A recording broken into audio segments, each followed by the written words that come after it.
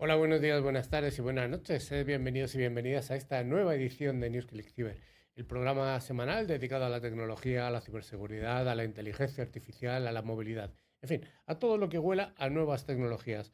Una vez más, damos un abrazo a toda la audiencia que nos sigue tanto desde España como desde Latinoamérica. Ya sabéis que cada semana hacemos este programa desde Madrid y se nos sigue a través de medios de comunicación de todos los países de habla hispana. También tenemos que dar un abrazo a todos los seguidores que nos siguen a través de las redes sociales, a través de los podcasts, a través de cualquier plataforma de podcast. Y finalmente tenemos que dar las gracias a Netaro, a Cibergurú, a Semperis, a Vivale y a Kaspersky que hacen posible cada semana este programa. Hoy tenemos bastante gente en el estudio. Algunos llevaban tiempo sin venir, pero bueno, otros son reincidentes. Empiezo por mi extrema izquierda hoy a Israel Devesa. Hola, Isra. Hola, buenos días. También tenemos a Maribel Morales. Hola, ¿qué tal? Tenemos a José Antonio Morcillo, también reincidente. Acércate al micrófono porque si no, no se te va a oír. Perfecto, muy buenas tardes.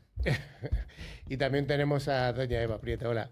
Muchas ganas de volver. Ya te digo, ya teníamos riña, Ya te digo. Finalmente estoy yo, Carlos Tillo, y os proponemos que nos acompañéis hasta el final del programa, cuando haremos el habitual concurso de Kaspersky. Pero, Israel, ¿qué vamos a tener en el programa de hoy? Bueno, vamos a tener muchas noticias, algunas efemérides y luego entrevistaremos a un invitado muy particular. A José Antonio Morcillo. Además, vamos a hablar de temas curiosísimos como la metamorfosis de los seguros, el monográfico en el que hablaremos del impacto de la inteligencia artificial en el mercado laboral, pero restringiéndonos solamente a la tecnología, no vamos a hablar de todo, porque es un tema que preocupa mucho a la gente. Y vamos a hablar de la tecnología curiosa del RSS, que es un arma secreta. Ya veremos de quién lo utiliza esto. Y finalmente estará con nosotros José Antonio Morcillo, que es el director comercial de Kaspersky para Iberia, para España y Portugal. Bueno, pues vamos allá, pero antes de empezar hay que recordar a toda la audiencia que al final habrá una pregunta para acceder al concurso de Kaspersky. La responsable va a ser Eva Prieto, que está frotándose las manos, así que estamos atentos y vamos a esas noticias semanales de tecnología.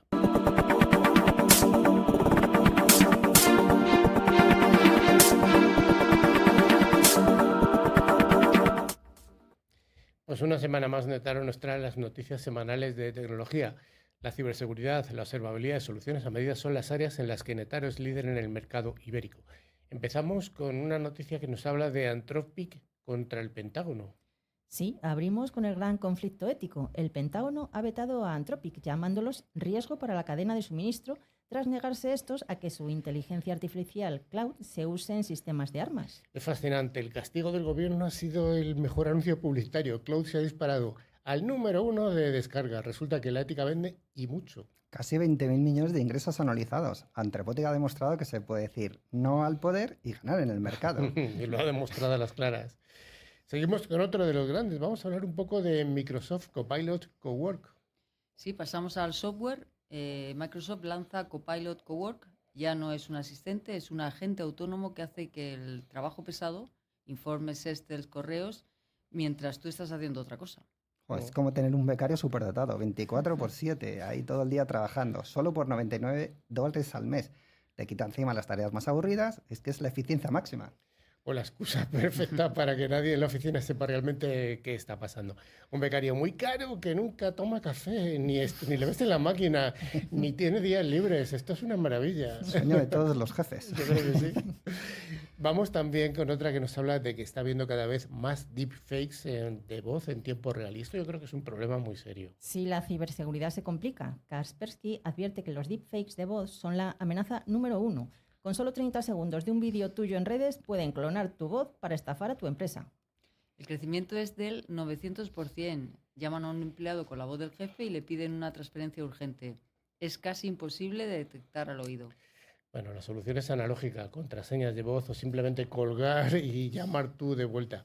En 2026, si sueña tu jefe y te pide dinero, probablemente es que no vaya a ser tu jefe. José Antonio, tú como responsable de Kaspersky en España, ¿esto es tan habitual o de qué estamos hablando? Pues me has pillado fuera de juego porque no estaban avisando. Bueno, no. El micrófono muy lejos. Estábamos hablando de los deepfakes de voz. Sí.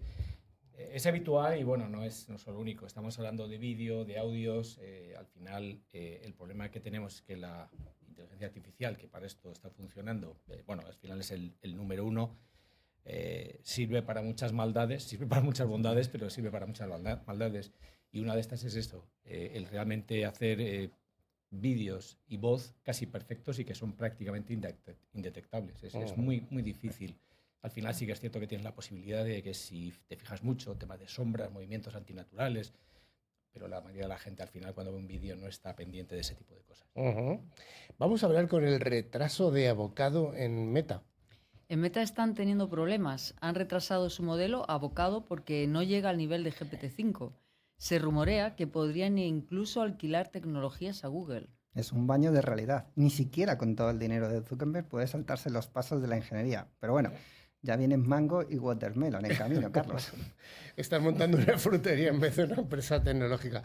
Mucho nombre tropical y pocos resultados de momento. Pero esto me parece interesante, ¿no? Porque sí que parece que hay algunas empresas que a pesar de todo el poderío económico se están quedando atrás, o al menos sin ir más lejos hablando de Apple, ¿no? Que su Siri no ha sido tan inteligente. En fin, vamos a hablar un poco de salud e inteligencia artificial, porque está habiendo un desembarco masivo de la tecnología en estas ayudas médicas. Microsoft, Amazon y OpenAI han lanzado sus plataformas de salud esta semana. Copilot Health ya analiza los datos de 50 millones de personas que prefieren preguntarle a la inteligencia artificial antes que ir al médico. El problema es la privacidad. Estamos dándole nuestro historial clínico a empresas cuyo negocio es el dato. Exacto. Antes el médico te decía, diga 33, y ahora el algoritmo lo sabe antes de que abras la boca. Y Amazon además sabe qué pastillas necesitas antes que tu farmacéutico. Esto es curioso. O sea, que estamos yendo... Está bien. Yo creo que la inteligencia artificial está bien aplicada, está bien, pero como decía José Antonio, pues al final... A veces da miedito. A veces da miedito. Lo que ha dicho Eva, estoy muy de acuerdo. Es decir, al final son nuestros datos de todo tipo que van a empresas que realmente lo que hacen es negocio con ellos. Vamos con otro de los grandes. Vamos a hablar de Intel y del renacer del Made in USA que ha impulsado tanto el querido presidente Donald Trump. La noticia de fabricante que se te gustan, Carlos. Intel acaba de lanzar sus procesadores Core Ultra Serie 3, los primeros fabricados con su tecnología de 18, a ver si lo digo bien, angstroms, íntegramente en Estados Unidos. Es todo un hito. Es la primera vez en años que Intel puede decir que tiene el proceso de fabricación más avanzado del mundo por delante de los asiáticos. Se han gastado una fortuna en Arizona para esto, pero ahora falta por ver si las empresas comprarán este patriotismo tecnológico o seguirán prefiriendo lo que sale de Taiwán, que ya veremos si es más barato y de menos Armstrong todavía. Y seguimos un poco con Asia, porque Apple se está mudando a la India. Pues sí, siguiendo con fabricantes, Apple ya fabrica el 25% de sus iPhones en la India. Quieren reducir su dependencia de China a toda costa ante las tensiones comerciales. 55 millones de iPhone fabricados solo en 2025. Es un movimiento logístico titánico que está cambiando el mapa en el mundo tech total. Es que además Apple está huyendo de un incendio para meterse en otro. India es más barata, pero el control de la calidad y la logística aún les está dando dolores de cabeza. Eso sí, el iPhone Made in India ya es una realidad masiva. Como tú decías, 55 millones. Es una pasada. Una pasada, sí. Y también podemos hablar de GTC 2026, que va a ser el gran casino de esta compañía que está dándolo todo, que es NVIDIA. El lunes empieza el evento GTC de NVIDIA. Jensen Huang presenta nuevos chips y una plataforma para las IAs que hablen entre ellas sin humanos. Este es el matiz. Nvidia ya controla el 80% del mercado. Son los que venden las palas en la fiebre del oro de la IA. Jensen Huang además es el dueño de este casino y de las palas y es tremendo. Da igual quién gane la guerra de la inteligencia artificial porque al final todos están utilizando sus chips. Jensen Huang siempre gana, siempre gana. Y vamos a hablar algo de lo que ya hemos comentado alguna vez en el programa de esta red social para bots, que es Moldbook. Meta ha comprado Moldbook, que es una red social donde los humanos tenemos prohibido publicar. Solo las inteligencias artificiales interactúan entre ellas. Nosotros solo miramos. Es un laboratorio para que los agentes de IA aprendan a negociar, a colaborar. Dice, debe ser fascinante ver cómo se organizan las IAs solas entre ellas. Y además Zuckerberg por fin ha logrado su sueño, una red social donde no hay usuarios quejándose ni compartiendo fotos de gatitos. Solo código limpio, solo código limpio. Y vamos a hablar también del anillo de RFK Jr. Sí, cerramos con el Oura Ring. El secretario de Salud, Robert Kennedy Jr., quiere que todos los americanos lleven este anillo inteligente para monitorizar su salud 24/7. Eva, dicen que salvarán vidas detectando enfermedades antes de que aparezcan los síntomas. Eso es una película. El Pentágono ya ha comprado miles para sus soldados. Y además el gobierno americano dice odiar la intervención, que siempre dice que hay que odiar la intervención estatal, pero ojo, quiere ponerles a los americanos un sensor en el dedo que sabe cuándo duermes, cuándo late tu corazón. Es la paradoja perfecta. Y vamos con una alerta de 0D importante porque afecta a Chrome y a Windows que están bajo el ojo del huracán. Es una noticia de hace apenas 48 horas. Google ha tenido que lanzar un parche de emergencia para 2 vulnerabilidades 0-day en Chrome, ya que están siendo explotadas por hackers. No esperéis a mañana, actualizad ya. Y no solo Google, Maribel, Microsoft ha confirmado en su último Patch Tuesday que 2 de sus 79 fallos corregidos esta semana también eran 0-days, afectando a Windows 10 y 11. Es una ofensiva total. En fin, lo de siempre, los malos van siempre un paso por delante y nosotros vamos detrás con el parche en la mano intentando tapar el agujero mientras el agua nos llega al cuello. Yo creo que luego además, José Antonio, vas a abundar tú en el tema de las vulnerabilidades, pero no de estas, ¿no? Alguna cosilla. Alguna cosilla, ¿verdad?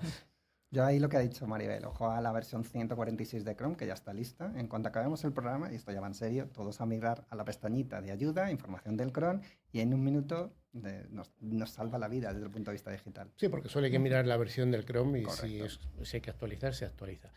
Y ya con la última noticia de la semana nos habla de una vulnerabilidad en la inteligencia artificial en otro navegador, en este caso en Firefox.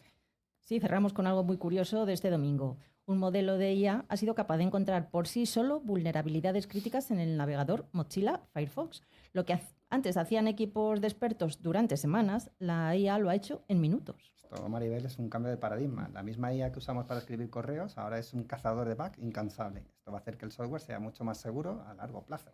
O mucho más peligroso si esa IA cae en manos de grupos de ransomware. Es una carrera armamentística. IA defensiva contra IA ofensiva. Al final la seguridad de nuestros datos depende de quién tenga el algoritmo más rápido. Bueno, bienvenidos a este año, al 2026 y lo que viene por delante, donde los humanos solo vamos a mirar cómo se pelean esas máquinas.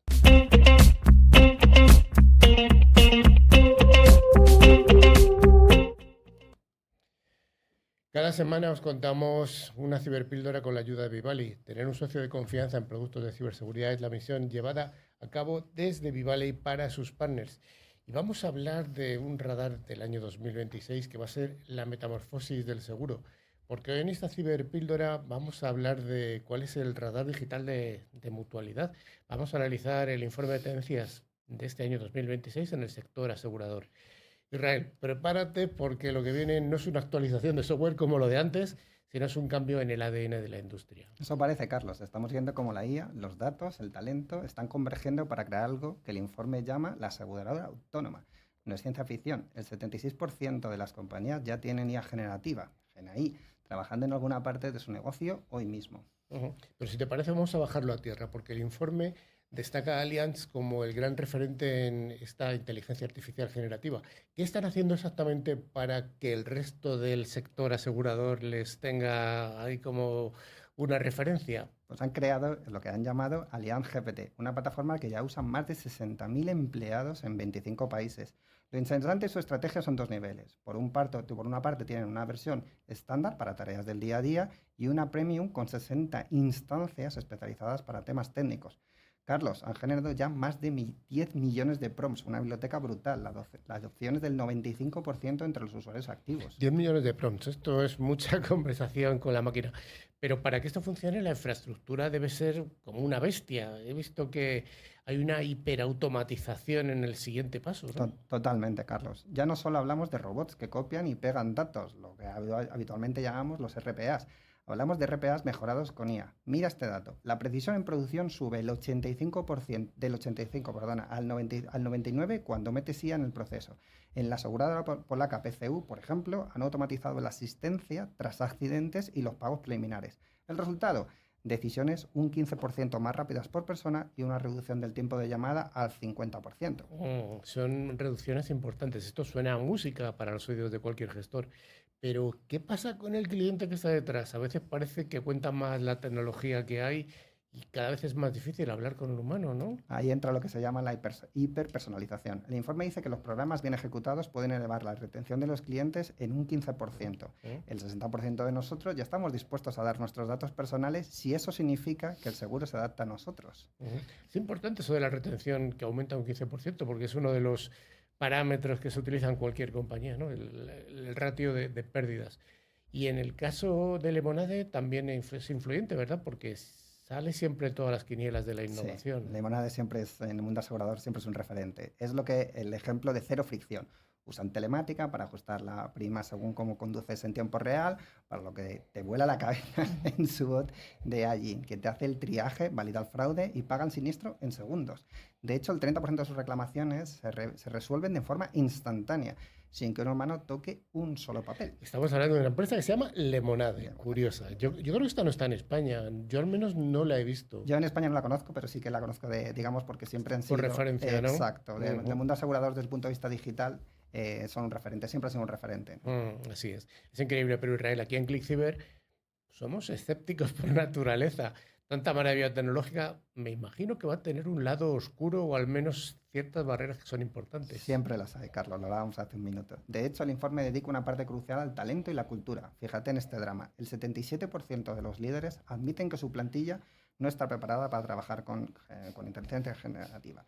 Hay que una brecha de confianza algorítmica. Si el empleado no confía en lo que dice la IA o no sabe usarla, la inversión se va a ir a la basura. Sobre todo a lo mejor si no sabe usarla bien, ¿no? Porque podemos poner otros ejemplos también que son, por ejemplo, una empresa enorme como Generali que están gastando también millones de euros en formación. Correcto.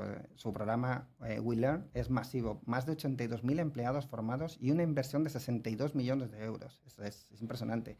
Están enseñando ética de datos e IA, incluso 1.200 directivos senior saben que están participando en el propio proceso. Saben que si no reciclan las habilidades de su gente, perderán competitividad frente a las insurtechs, ¿no? Como Lemonade. Pues parece fundamental, pero si te parece vamos a hablar un poco del futuro inmediato de este año 2026. El informe además menciona los ecosistemas digitales. ¿Significará eso que mi seguro ya no me lo va a vender una aseguradora? ¿O? Bueno, en muchos casos sí, ¿no? Se estima que para el 2028 el 30% de las transacciones, Carlos, 30% serán seguros embebidos en otras plataformas. Imagina comprar un coche y que el seguro ya esté integrado en la pantalla del vehículo, conectado con el fabricante. Mafre, por ejemplo, ya está en esa liga con Savia, que sabéis que es aseguradora digital de salud, que mezcla servicios médicos seguros en una sola app para presentar en el día a día del cliente cuando necesite solucionar cualquier tipo de problema de salud. Hombre, la integración de productos siempre es algo importante para las empresas y es una facilidad para los consumidores, siempre y cuando que económicamente les salga bien. Pero para que todo este engranaje de inteligencia artificial funcione, la pieza clave es el dato, que siempre decimos que es el petróleo de las organizaciones. Pero el informe también hablas de barreras ahí también. Claro, al final un poco siempre es el mismo discurso, ¿no? Que hablamos siempre en tecnología. La gobernanza. Muchas aseguradoras sufren por falta de calidad, consistencia de sus datos internos. El mercado de la analítica de seguros va a explotar hasta los 43.950 millones de dólares en 2032. Pero sin un gobierno del dato sólido, sin una privacidad garantizada, la innovación siempre se bloquea. Siempre estamos en el mismo discurso, Carlos. En resumen, Israel, el sector de seguros está en plena metamorfosis. Ya no solo venden pólizas, venden servicios basados en datos y además en confianza. Tal cual. La eficiencia viene de la máquina, pero el éxito viene de integrar esa IA en la cultura corporativa y formar talento híbrido. El dato es el activo, siempre hablamos del mismo. El dato es lo más importante, pero el humano sigue siendo el que debe gobernar la ética de todo ese proceso y todo ese sistema. Pues vamos a quedarnos con ese dato, a no ser que desde un fabricante quiera hacernos alguna puntualización sobre el sector este de seguros. ¿Tú crees que realmente está teniendo esa metamorfosis, José Antonio? Sí, pero ya no tanto desde el punto de vista fabricante, sino desde el punto de vista personal. Yo he trabajado en una aseguradora como director de compras y bueno, al final una de las cosas que teníamos en la cabeza, y yo como usuario lo tengo también, es la parte de el tema del pago por uso. Porque al final estamos ahí con la inteligencia artificial, hacemos esto, hacemos lo otro, datos para aquí, datos para allá, pero al final el uso del coche suele ser, en muchos casos, incluso un 20% realmente de lo que se paga por el seguro. Es decir, una persona de 70 años, al final utiliza el coche un 10% durante un año. pero está pagando un año completo y además con ciertas penalizaciones. Entonces, yo creo que la primera aseguradora que sea capaz de establecer un modelo de pago por uso va a ser la que se va a llevar mucho el gato al agua. Pero ahí la inteligencia artificial va a ayudar mucho, ¿no? No lo sé cómo va a ir. Yo creo que Yo he participado en proyectos y son realmente es muy complejo. O sea, quién usa el coche, cuando usa el coche, tienes que tener cierta tecnología. ¿No? Pero ahora ya están muy monitorizados los coches también para hacer eso. O sea, que están con una conexión. Sí, pero o sea, al final que lo use un hijo de 18 años, que lo use un padre, o sea, tienes que establecer realmente... ¿Quién es el que lo usa? Muy claro quién lo usa, cuándo lo usa, a qué horas lo usa. Al final las aseguradoras funcionan por riesgo y no es lo mismo que un chaval de 18 años coja un coche a las 3 de la mañana que lo use el padre. Bueno, vamos a ver. Seguro que tienen idea las aseguradoras como detectores de la identidad de la persona. Yo me apunto. Bueno, pues vamos a quedarnos con esta reflexión. El seguro del año 2026 va a ser invisible, estará embebido en nuestra vida y esperemos que sea mucho más justo gracias a la precisión de los datos, como nos contaba José Antonio. Habéis dicho que aquí sois todos escépticos y yo soy el número 1. O sea que...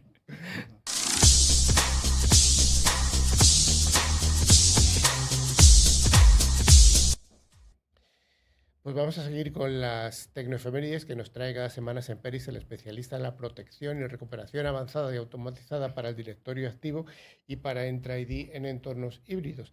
Y vamos a hablar de una semana como esta, yéndonos al pasado, y vamos a hablar un día precioso, Eva, el día que se inventó Internet, pero además sin darse cuenta, ¿no? Un 17 de marzo. Pues sí, Carlos, era la primavera de 1973 y dos ingenieros llamados Vint Cerf y Bob Kahn, qué buen dúo, se encerraron a pensar cómo conectar la ARPANET, que era la red militar americana, con otras redes que estaban surgiendo por el mundo.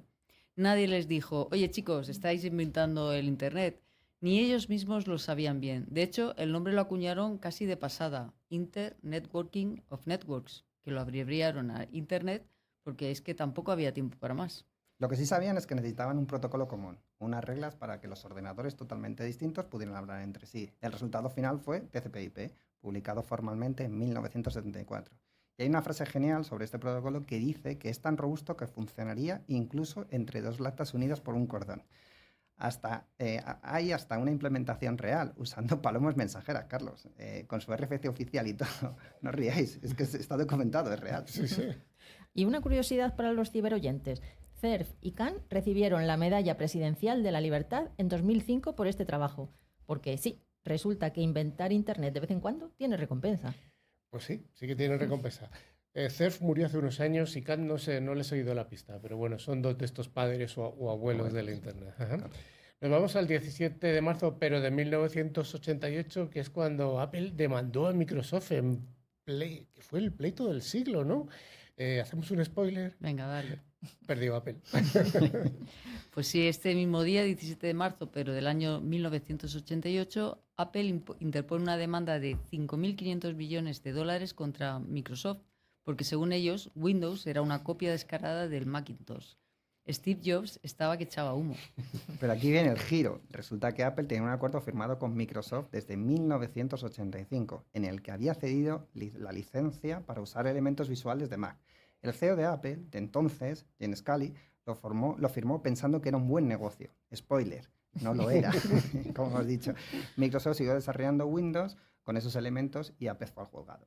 Y el juicio duró 7 años, sí, 7. Y al final, en 1995, Apple perdió en todos los frentes.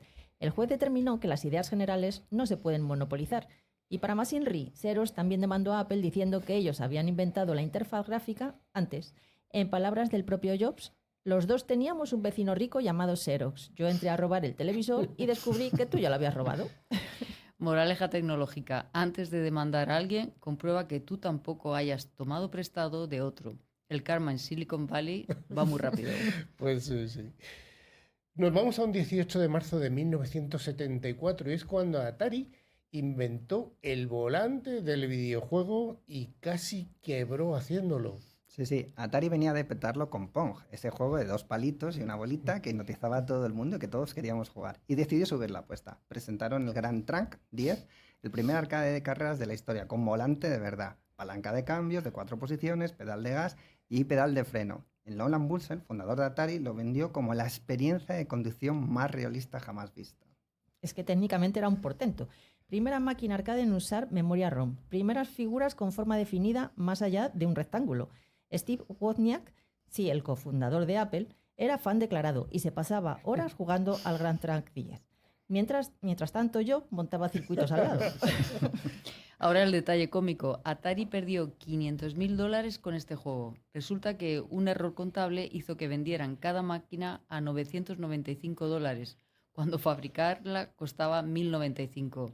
O sea, pagaban a los clientes por comprar su propio juego sin saberlo. $100 de pérdida por unidad, la misma cantidad que habían ganado todo el año anterior. Así que el primer simulador de conducción de la historia fue también la primera gran ruina contable del videojuego. La tradición continúa, Carlos.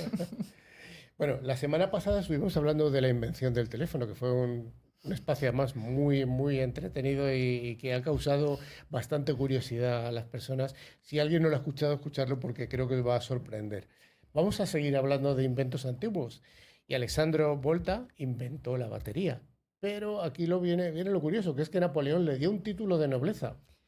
El 20 de marzo de 1800, el físico italiano Alessandro Volta escribió una carta al presidente de la Royal Society de Londres anunciándole que acababa de inventar la primera batería eléctrica de la historia.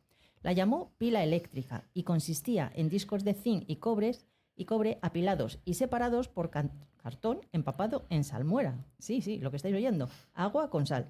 El secreto de la energía portátil era una receta que sonaba más a cocina que a laboratorio. ¿Por qué inventó esto, Maribel? Por una pelea científica de las buenas. Su colega Luigi Galvani llevaba años haciendo experimentos con ranas muertas, haciendo que sus patas se movieran con electricidad, y concluyó que los músculos generaban electricidad animal. Volta pensó que era una tontería y construyó la pila para demostrar que la electricidad venía de los metales, no de las ranas. La ciencia avanza gracias a la obstinación y al desacuerdo, señores. Sí, la repercusión fue inmediata. Napoleón Bonaparte en persona le invitó a París para que explicara su invento al Instituto de Francia. Bonaparte participó con entusiasmo en las charlas y acabó nombrando a Volta conde y senador del Reino de Lombardía. Así que, si algún día inventáis algo realmente importante, igual os dan un título de nobleza, aunque hoy un día probablemente sea solo un like.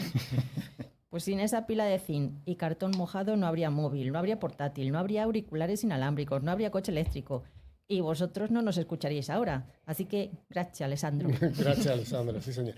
Una curiosidad más. Se llama pila por eso, porque Volta apiló varias capas. O sea, era una pila de cosas y por eso se llamó pila eléctrica. Nos vamos al 22 de marzo, que es cuando Microsoft Encarta, que fue una enciclopedia que arrasó, murió porque llegó Wikipedia y se lo comió todo. Wikipedia era gratuita. Pues sí, Carlos, el 22 de marzo de 1993, Microsoft lanzaba oficialmente la Encarta, la primera gran enciclopedia multimedia para PC. 25.000 artículos, imágenes, vídeos, animaciones, mapas interactivos, todo en un CD-ROM que fue una revolución total. Eso sí, el lanzamiento fue un poco catastrófico. El precio inicial era $395 y en 1993 solo el 4 o el 5% de los hogares americanos tenía ordenador en casa. Bill Gates apostó fuerte por la fórmula de alto precio, alta demanda. 6 meses después solo había captado el 3% del mercado. Microsoft tuvo que bajar el precio a $99 ese mismo año y regalar la Encarta con los PCs nuevos. La cosa fue bien a partir de ahí. La Encarta reinó durante los 90 con la forma de hacer los deberes. Más de un crío, ahí confieso que estoy metido en ese crío, convenció a sus padres de comprar el primer PC de casa con el argumento de es para estudiar con la Encarta. ¿Y qué terminábamos haciendo? Instalábamos nuestro maravilloso Dune, un clásico. Pero en enero de 2001 nació Wikipedia y gratis, actualizada, con cualquiera editando. La Encarta intentó competir, pero el modelo de pago no tenía nada que hacer contra lo gratuito. En 2009, Microsoft cerró Encarta para siempre. Hoy, algunos de los datos de este guión los he consultado en Wikipedia. ¡Qué ironía! Sí, es una ironía. Bueno, pues hasta aquí esta mirada al pasado tecnológico que nos hace ver cosas del futuro también.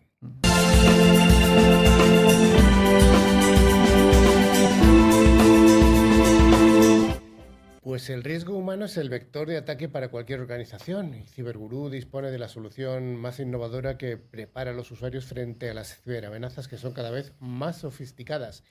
Y como decíamos al principio, vamos a hablar del impacto de la inteligencia artificial en el mercado laboral de la tecnología, algo que es un tema crucial porque la inteligencia artificial está afectando a todos los sectores económicos, pero hoy nos centramos aquí. ¿Cómo está transformando la inteligencia artificial la forma en la que trabajamos las personas que estamos aquí, que nos dedicamos a la tecnología? Uy, emocionada por discutir este Sí, tema sí. tan relevante. Y si fueras camarera, pues la inteligencia artificial en el sector de los camareros, claro. Bueno, pues sí, la inteligencia artificial está cambiando las reglas del juego y es realmente un tema fascinante. Sí, ahí listo para profundizar en cómo la IA está moldeando todo nuestro futuro laboral.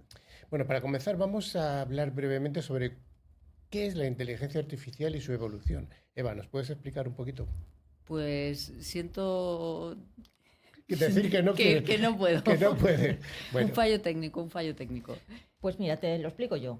La IA se refiere a sistemas que pueden realizar tareas que normalmente requieren inteligencia humana, como el aprendizaje, el razonamiento y la resolución de problemas. En la última década hemos visto un avance exponencial impulsado por el aumento de datos y la capacidad de procesamiento.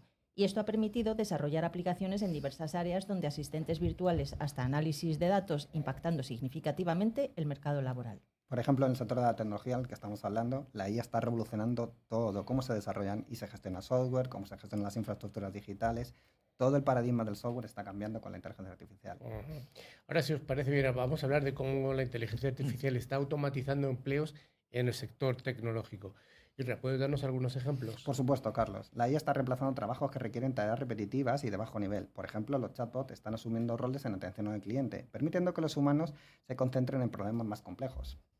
Además, en el desarrollo de software, herramientas como GitHub Copilot pueden ayudar a los programadores a escribir código más rápido. Sin embargo, esto también genera preocupación sobre la posible reducción de empleos en ciertos niveles. Exactamente, la automatización puede llevar a la eliminación de algunos trabajos, pero también va a crear nuevos roles como ingenieros en inteligencia artificial, especialistas en ética de inteligencia artificial. Me hace gracia porque Israel está pensando la semana pasada que ya brujuleamos sobre esto. Exacto. Pero además es importante destacar que aunque algunos empleos van a desaparecer, la mayoría de los expertos coinciden en que la inteligencia artificial va a generar nuevas oportunidades laborales en el medio o largo plazo. Y si os parece, seguimos hablando de estas nuevas oportunidades laborales, porque a pesar de los desafíos, hay nuevas oportunidades emergentes. Maribel, ¿cuáles serían algunas de estas nuevas funciones que ya están surgiendo? Mira, algunos de los roles más demandados incluyen entrenadores de IA, que son quienes supervisan y mejoran los algoritmos de aprendizaje automático. También analistas de ética de IA, que se aseguran de que la inteligencia artificial se desarrolle de manera responsable y equitativa. Y los desarrolladores de interfaces de IA, que crean herramientas que permiten a los humanos interactuar con los sistemas de esta inteligencia artificial de manera efectiva. ¿Te acuerdas que la semana pasada, Carlos, hablamos de la creciente demanda de científicos de datos, que son esenciales para interpretar y dar sentido a la cantidad de datos que puede mover la inteligencia artificial? Y además, tú no estabas muy de acuerdo con la palabra científica de datos. Te rechina todavía, ¿no? Sí, me rechina, más que nada porque es un concepto que se está muy ligado, digamos, al perfiles tecnológicos. Realmente estamos hablando de científicos de datos muy, digamos, muy centrados en el negocio. Es gente de negocio la que analiza los datos, no los científicos de datos que han estudiado, digamos, temas matemáticos, investigación operativa, etc., etc. Pues Antonio, también podríamos hablar de que los especialistas en ciberseguridad también van a verse afectados por esta nueva irrupción, ¿no? Sí, lo que ocurre es que bueno, la IA al final no deja de ser una evolución de otros sistemas como, pues no sé, el machine learning y tipo de cosas. Al final es una evolución, es lógico evoluciones, seguirá evolucionando, pero al final, lo que habéis dicho al principio, no deja de ser una gestión masiva de datos muy correcta. Nosotros, por ejemplo, en ciberseguridad lo que tenemos claro es que detrás siempre tiene que haber algún humano que ponga sentido a las cosas. Pero yo lo llevo un poquitín más allá, es decir, ¿se va a comer muchos empleos? Sí. Al final, hace poco había además una película muy, muy curiosa que era realmente de un juicio en el cual se hacía a través de inteligencia artificial. ¿Quién se cree capaz de ser juzgado directamente por una inteligencia artificial si no hay nadie que ponga detrás algo de sentido? Bueno, pues no sé yo, porque hay no. algunas sentencias que hay que echarlas de comer aparte. También es verdad, también es verdad. O sea que no sé yo. No, a lo que voy es eso, que normalmente siempre, como hemos dicho, sean científicos o no, pero tiene que haber alguien bajo mi punto de vista, que ponga un poco sentido realmente a las conclusiones que pueda sacar una IA. Si os parece, hablamos un poco de las habilidades que van a ser esenciales en este nuevo panorama laboral. Israel, ¿qué consideras que puede ser más importante? Pues en principio las habilidades técnicas como la programación y análisis de datos, van a seguir siendo fundamentales. Sin embargo, también será crucial tener habilidades blandas como la adaptación y la creatividad. Yo siempre diciendo, conocimiento del negocio va a ser lo que realmente va a ser lo más relevante. Sí, porque es el contexto, ¿no? Correcto, a fin de cuentas. Correcto. Ese perfil nuevo, digamos que en las startups os la llamar de producto, creo que va a ser el más relevante en los próximos años. Y tenemos que hablar también de la capacidad de trabajar en equipo con sistemas de IA. Los futuros empleados tendrán que aprender a colaborar con estas tecnologías en lugar de temerlas. Totalmente, Maribel. La educación continua y la formación en nuevos campos serán esenciales para mantenerse relevante en el mercado laboral. Y aquí es donde las instituciones educativas y empresas deberían colaborar para ofrecer programas de formación que preparen a los trabajadores en estos nuevos roles. Porque no podemos hablar de inteligencia artificial sin mencionar los desafíos éticos y sociales. Israel, ¿cuáles serían las principales preocupaciones que habría? Una de las mayores preocupaciones es lo que se llama la discriminación algorítmica. Si la IA se entrena con datos sesgados, puede perpetuar e incluso acentuar las desigualdades existentes en el mundo. Bueno, y también está el tema de la privacidad. La recopilación de datos es fundamental para el desarrollo de la IA, pero esto plantea preguntas sobre cómo se utilizan y protegen estos datos. Y es por eso que los analistas de ética de inteligencia artificial son tan importantes. Deben asegurarse de que las tecnologías se desarrollen de una forma responsable. Y ya para cerrar, ¿cuál sería la visión sobre el futuro del trabajo en el contexto de la inteligencia artificial? Si quieres, empezamos contigo, Maribel. Pues mira, creo que el futuro será un equilibrio entre la tecnología y las habilidades humanas. La IA facilitará muchas tareas, pero la creatividad y la empatía van a seguir siendo esenciales. Si quieres, Carlos, te diría que estoy de acuerdo en lo que ha dicho Maribel. La clave será cómo podemos utilizar la IA para mejorar nuestra productividad sin perder el toque humano, human in the loop, y debemos de estar abiertos al cambio, preparados para aprender y adaptarnos. El futuro es emocionante, pero también desafiante. Sí, sin duda alguna. Bueno, pues muy interesante esta disertación que hemos tenido sobre inteligencia artificial en el sector de la tecnología. Si fuéramos artistas, lo haríamos sobre el arte, pero nos ha tocado esto. Cuidado con los artistas.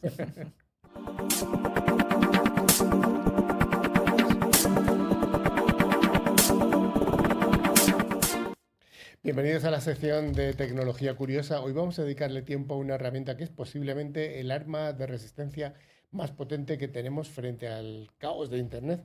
Estamos hablando del RSS. Maribel, para el que esté perdido, ¿de qué estamos hablando exactamente como el RSS? Pues el RSS es un formato que te permite suscribirte a tus webs favoritas para recibir sus actualizaciones en un solo lugar. Imagina que en lugar de ir tú al kiosco a por 10 periódicos distintos, todos los artículos que te interesan aterrizan automáticamente en tu mesa, limpios de publicidad y distracciones. Es volver a la esencia de Internet. Antes de que los algoritmos de Facebook o Twitter decidieran qué debías leer basándose en tu estado de ánimo, nosotros usábamos RSS. Es tecnología de 2004 que en 2026 se ha vuelto revolucionaria porque no intenta venderte nada. Exacto, esa es la diferencia entre ser un espectador pasivo y ser el director de tu propio flujo de información, sin anuncios, sin rastreadores y sin un scroll infinito. Pues la bomba es que si escuchas este programa en una plataforma de audio, estás usando RSS aunque no lo sepas. El podcast existe gracias al RSS. Sin este formato tendrías que ir web por web descargando archivos de audio manualmente. Es fascinante porque el RSS es el cordón umbilical que une al creador con el oyente. Cuando subimos un audio se genera un archivo de texto, el feed RSS, que le dice a tu móvil: «Hey, hay un programa nuevo, descárgalo». Y si es ClickCiber debe hacerlo inmediatamente. Exactamente. Carlos, esa es la tecnología que Apple popularizó con el iPod, por eso se llama podcast. Es un formato abierto, nadie posee el podcasting porque nadie posee el RSS. En la red, funcionando como debería, libre y sin peajes de algoritmos. Efectivamente.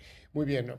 Compramos la idea del RSS. Ahora vamos a bajar un poco al barro, como decimos habitualmente, porque si queremos empezar hoy mismo a trabajar con RSS, ¿cuál sería el kit del principiante? ¿Qué le recomendamos a alguien que no sabe nada de esto? Pues lo primero es elegir tu lector. Si quieres algo profesional y que funcione en cualquier navegador, Feedly es el estándar de la industria. Es muy sencillo, te registras, empiezas a añadir medios, como quien añade contactos en WhatsApp. Muy fácil. Yo subiría la apuesta con InnoReader. es para los que queremos control total. Te permite crear filtros con palabras clave. Por ejemplo, si te interesa la IA pero estás harto de ir a hablar de criptomonedas, puedes configurar que el lector oculte cualquier noticia que mencione Bitcoin. Es salud mental aplicada. Y para los puristas de la privacidad que usan Apple, NetNewsWire es imbatible. Es software libre, gratuito y no tiene servidores intermedios. Tu información viaja de la web a tu dispositivo sin que nadie más lo sepa. Bien, ya tenemos la aplicación. ¿Y ahora cómo la lleno? Porque muchas webs ya no tienen el icono naranja de RSS a la vista. Ese es el gran secreto. El 90% de las webs siguen teniendo RSS, aunque lo escondan. Solo tienes que copiar la dirección de la web, la URL, y pegarla directamente en la barra de búsqueda de tu lector. La app hará magia y encontrará el canal de noticias por ti. Y no se queden solo en periódicos. Podéis suscribiros a newsletters para no colapsar tu email, a canales de YouTube para ver vídeos sin que el algoritmo te sugiera cosas raras después, o incluso a boletines oficiales como el BOE. Y ojo a este truco, puedes seguir búsquedas específicas. Si estás buscando un coche de segunda mano o una oferta de empleo, puedes crear una RSS de búsquedas en sitios como eBay o portales de trabajo. En cuanto aparezca algo nuevo, te llega al lector en el segundo. Es telepatía tecnológica, Carlos. O sea, no hace falta que le digas a Idealista que te avise de los nuevos pisos, sino que te llega directamente, ¿no? Exacto. Muy bien, vale, pero si me suscribo a 50 sitios voy a tener 500 noticias al día. ¿Cómo evitamos que el RSS sea otra fuente de estrés? La clave es la jerarquía. Yo tengo una carpeta llamada imprescindibles con solo 5 fuentes. El resto está en carpetas de lectura pausada. Si no leo lo de lectura pausada, no pasa nada. El RSS debe trabajar para ti, no tú para él. Yo recomiendo la regla de los 30 segundos. Entras al lector, escaneas titulares y lo que te guste lo marcas para leer luego en las apps como Podcast o Instapaper. Así separarás el momento de buscar del momento de disfrutar de la lectura. Y otra cosa, no tengáis miedo a borrar fuentes. Si un blog ya no te aporta nada o publica demasiado ruido, se borra. La soberanía informativa también es el derecho a decir esto ya no me interesa.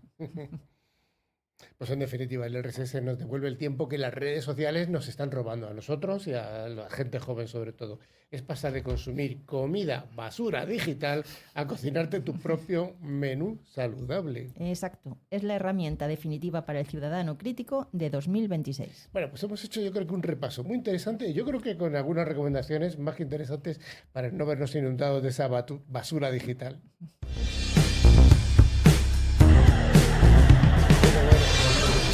Tu momento, el momento de esta entrevista que ya has intervenido, llevas aquí un montón de rato.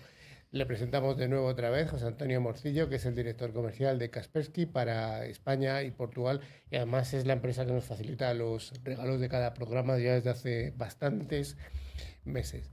Me has propuesto un tema para desarrollar hoy aquí y que has querido hablar de las vulnerabilidades de los firewalls. Es que realmente no sabía, no, vamos a ver, en plan un poco general, pero sobre todo más lo quiero adaptar un poquito a lo que sería el tema de los servicios gestionados. Yo apoyando el canal, ¿no? Realmente no sabía de qué hablar, porque sí hay tantas cosas. Sí, bueno, vamos a ver, lo que no quería es tampoco que fuese muy directo a publicidad de producto ni cosas de este tipo. Prefiero ser más es lo suyo, que es un programa divulgativo. Por eso lo digo. Iba a hablar de inteligencia amenazas, que ya voy a hablar. Y me dijisteis la otra vez que iba a ser muy interesante, pero digo, bueno, me pongo... no, quería comentar un poco ya sabes que yo soy... me gusta mucho y tengo mucho foco en el tema de los servicios gestionados. Creo que es el futuro de la tecnología. Todo lo que voy a hablar no tiene nada que ver casi con todo lo que habéis hablado, porque realmente he aprendido un montón de cosas, me he apuntado todos esos buscadores y estos lectores. Entonces, bueno, quería comentar un poco alrededor del firewall. Porque al final el firewall... Bueno, sí, es un elemento muy tradicional. Pero sí, es muy tradicional, pero al final no deja de ser uno de los puntos de entrada más clásicos también a todo tipo de amenazas, ¿no? Sigue siendo a fecha de imprescindible, aunque hay empresas que están migrando a SASE, pero sigue existiendo los firewalls. Ahora mismo, bueno, sí, ponemos en la balanza todavía hasta que llegue esto. Hay un CISO, bueno, iba a haber dos, y esto igual tiene... el tema es que es curioso porque normalmente cuando se compra un firewall, se le compra a un partner, se compra el firewall, que bueno, al final 2.000, 3.000 euros, 15.000, 25.000, 50.000, pues que luego tienes el mantenimiento, que simplemente lo que hace son las actualizaciones, ¿no? Que te lo sube al doble casi. Sí. Y cuando el partner propone, dice, vale, perfecto, yo te vendo unos servicios de gestión y tal, pues se dice, va, espérate, prefiero hacerlo yo. Ujú. El tema de hacerlo yo, lo que requiere al final, el panel en el contrato lo que mete son unos SLAs, es decir, una disciplina. El problema que tenemos internamente es, y digo los clientes, por lo que yo conozco, es que muchas veces esa disciplina es difícil. ¿Por qué? Porque cuando tú tienes que parchar, al final hay microcortes, tienes que haber ciertas cosas que si es un partner, pues bueno, oye, está en el contrato, tiene que hacerlo. Pues lo tienes tú, pues lo vas dejando un poco para mañana. ¿Qué ocurre? Que al final evitas el parcheo. Evitas el parcheo y cuando evitas el parcheo tienes un agujero. El tema es, en realidad ese es el hecho y es lo que está ocurriendo y es lo que vemos. ¿Qué ocurre? Pues que al final dice, bueno, te puede entrar, te puede hacer un desaguisado. El problema es que siempre, cuando hablamos siempre de la cadena de suministro, claro, el problema es ese, que cuando, es decir, la monetización de un ataque puede ser directa, pero al final los malos no son tontos. Normalmente atacan a un tipo de empresas al cual se pueden expandir mucho más. Ponemos un ejemplo, una empresa de, no sé, de paquetería, transportes y tal. O sea, al final el acceso o a uno de sus suministradores, alguien pequeño que no tiene ese dinero, porque igual una empresa de transportes de paquetería muy grande Se dedica a sí lo que suyo. se dedica a lo suyo, pero sí que igual tiene una infraestructura o sí que se dedica a ese dinero, pero al final siempre va a tener un proveedor que no hace esto. Al final es un acceso directo, acceden a la empresa de transportes y con esto lo que tienen es acceso a cuentas de correo, cuentas de tal, pagos, todo tipo de cosas. Al final, eso es monetizar. Al final tienen un montón de clientes, facturas, pagos y sobre todo, muchas veces estamos hablando, hay plataformas, tenemos nosotros, habéis hablado antes de otra, de concienciación de usuario. Es decir, fíjate en tal cosa, pero al final es que son correos legales, son cuentas de correos de la misma empresa, de tu proveedor. Sí. Entonces, ese es uno de los grandes problemas.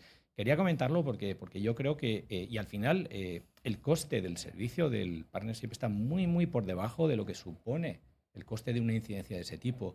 Entonces, esa es la práctica que hay que hacer. Al final, si eres una empresa, he puesto lo de transportes, hay miles, pero coño, dedícate a lo tuyo. O sea, tienes partners que tienen las personas, los conocimientos necesarios. O sea, contrata ese soporte con un SLA. O sea, para mí... Me ha parecido muy interesante lo que has comentado de que bueno, una empresa que hace en autoprestación la ciberseguridad, pues bueno, pues sí le pone foco porque lo tiene que poner, pero a lo mejor toda esa gestión de parches, de renovaciones o incluso de cambios de versión de los firewall, pues la puede postergar, mientras que si es un servicio gestionado, es que lo tienen que hacer sí o sí. Lo hacen porque está en el contrato y es la responsabilidad del partner. Y luego hay otra cosa que quería comentar, que eso sí que ya tiene que ver con nosotros, ¿no? Algo tenía que meter. Es empoderar un poquito al firewall. Porque la primera capa es el parcheo, está claro, es la base. Lo que sí que ocurre es que luego los fabricantes líderes de firewalls, al final los que son menores, pues no dejan, pero los líderes siempre dan acceso a instalación de feeds externos de otros fabricantes, en este caso nosotros. ¿Qué es lo que hace eso? Pues darte la sensación en tiempo real o protegerte en tiempo real. Yo lo comparo un poco a lo que es, todos tenemos alguna información, el teléfono, cuando nos aparece llamada comprometida, no sé qué, puede ser estafa y tal. ¿Por qué es? Porque tiene la información de que ese tipo de número y tal. En el firewall pasa lo mismo. Es decir, nosotros cada 20 minutos, al final lo nuestro se actualiza cada 20 minutos, tienes información actualizada exactamente de todo nuestro conocimiento y eso es lo que te permite es detectar esa estafa, vamos a llamarle estafa de llamada. Entonces, al final es subir una capa muchísimo más, muy superior de protección en el firewall. Pues Antonio, me voy a quedar con dos ideas que has lanzado hoy, porque has lanzado muchas y tienes más ahí en el que te las he visto. En el tintero. Sí, en la hoja de papel que te he visto.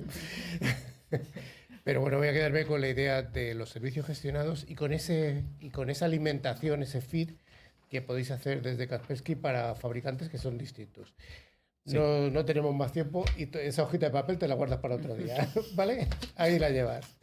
Bueno, pues nos vamos al concurso de Kaspersky, justamente. Bueno, pues cada semana llegamos a esta última sección, que es la del concurso, y en la que sorteamos 2 licencias de antivirus de calidad profesional de Kaspersky, pero para el mercado empresarial, para el mercado doméstico, para vosotros, para cualquier persona. Es una solución que vale unos 40 euros a $40, 40 euros más o menos. Se puede usar entre dispositivos que pueden ser móviles, tablets u ordenadores. Maribel, ¿tenemos ganadores de la semana pasada? Sí, tenemos, que son 2, lógicamente. Alfonso Zamora, de Barcelona, España, y Ana Navarro, de Jaén, también de España. Cada uno de ellos recibirá su regalo a través de su correo electrónico. Eva, llega tu momento. ¿Cuál es la pregunta?